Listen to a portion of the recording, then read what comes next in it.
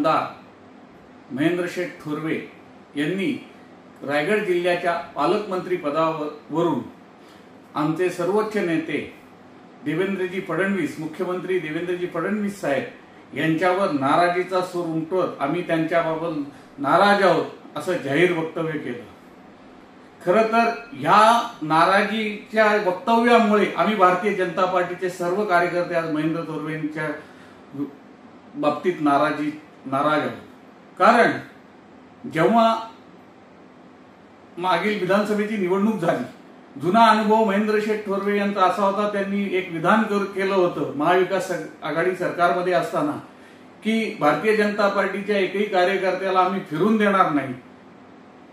परंतु ते सर्व असं त्यांचं वक्तव्य भारतीय जनता पार्टीच्या विरुद्ध कार्यकर्त्याला दिलेली धमकीवजा वक्तव्य विसरून विधानसभेच्या इलेक्शनला महेंद्र थोरवे यांना निवडून येण्याकरता प्रत्येक भारतीय जनता पार्टीच्या कार्यकर्त्यांनी जीवाचं रान केलं।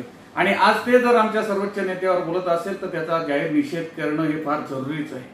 खरं तर त्यांनी जी पालकमंत्री पदावरून जी गोष्ट उद्धृत केलेली आहे की आम्ही फडणवीस साहेबांनी पालकमंत्री पद एक आमदार असलेल्या तटकरेंनाच कसं काय दिलं, राष्ट्रवादीला कसं काय दिलं, हा प्रश्न खरं तर सर्वोच्च नेत्यांचा आहे।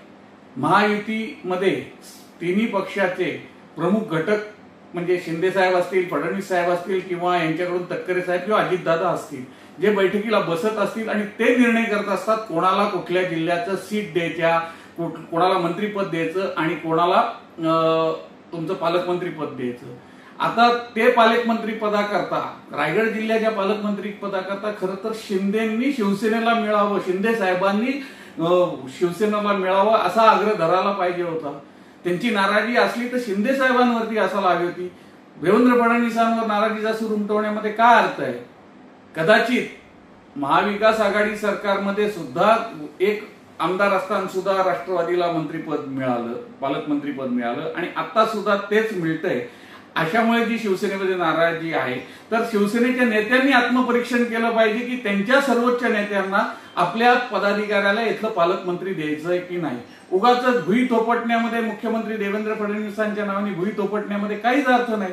म्हणून आम्ही भारतीय जनता पार्टीच्या वतीने महेंद्र थोरवे यांना सांगू इच्छितो की आपण असं उगाच देवेंद्र फडणवीस साहेब यांच्यावर अशी टीका करू नये, अन्यथा भारतीय जनता पार्टी यापुढे आपल्याला तालुक्यात कुठे सहकार्य करणार नाही।